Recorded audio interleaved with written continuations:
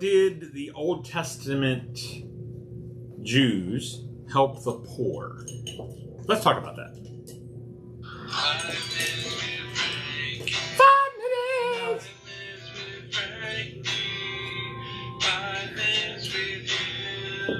To talketh abouteth the Lordeth.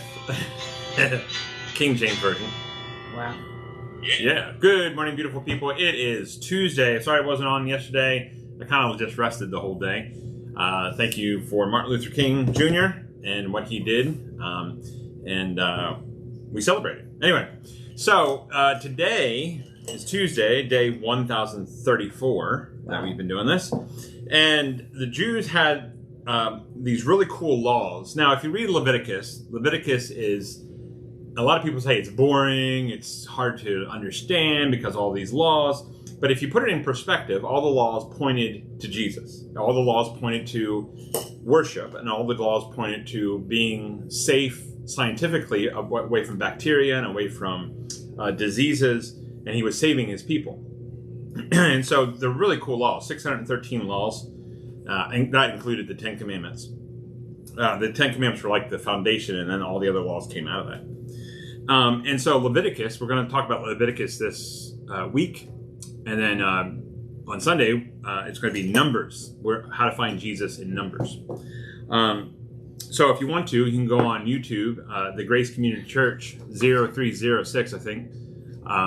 Anyway, something like that. Just look it up, the Grace Community Church, Vermont, and subscribe, and then you can hear all the sermons and the 5 minutes with Frankie. So Leviticus 19:9 actually tells the Jews how to help the poor with food. Now, this is really cool because if you just read this and don't really know the context or why they do it, you could just pass this over and you're like, oh, yeah, well, okay, that's weird. I guess it's for farming incidences.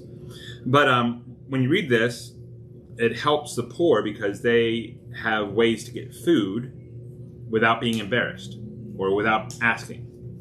So listen to this. When you reap the harvest, now this is any kind of harvest, really.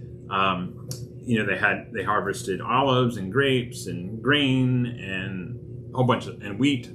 So when you reap the harvest of your land, do not reap the very edges of your field or gather the gleanings of your harvest. Now, why would that be, Katie? Why would they want to leave the very edges of the field? Do you want me to tell you the right answer? Yeah. Tell me the right answer. Because then people who don't have land or have very little can go and collect. Yep, they can collect it. The really cool thing is the book of Ruth. You see this in action. Uh-huh. Ruth and Naomi weren't very rich. They just came to the town, and here's Ruth out in the fields gleaning the leftovers and bringing it back to Naomi. So you see this in action in that book, which is really cool. And also, that was kind of their, I hate to say the word, but their, what's that card?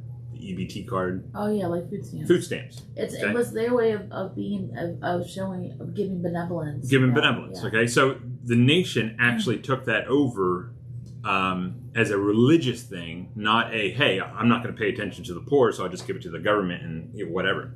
So they actually gave of their own to help other people.